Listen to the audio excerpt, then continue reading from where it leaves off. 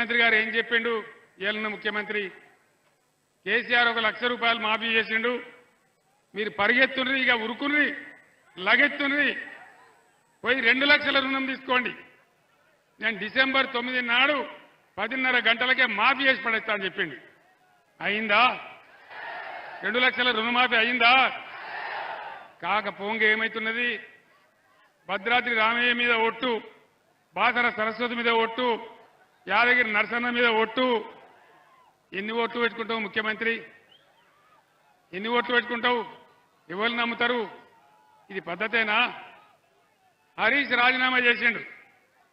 August 15 లోపల నువ్వు రుణమాఫీ చేయకపోతే నువ్వు రాజీనామా చేయాలి, నేను కూడా రాజీనామా ఇస్తున్నా అని చెప్పి హరీష్ పోయి రాజీనామా ఇచ్చిండు. కానీ ముఖ్యమంత్రి ఓలే తోక ముడిచిండు.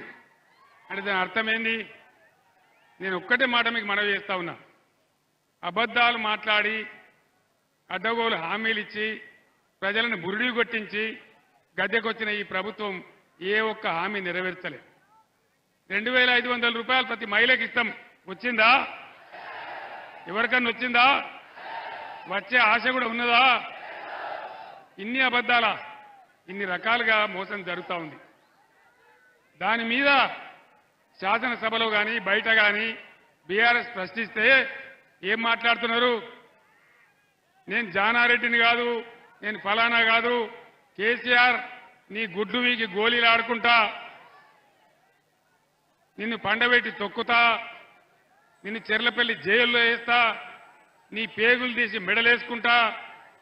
ఇదేనా ముఖ్యమంత్రి మాట్లాడాల్సిన భాష?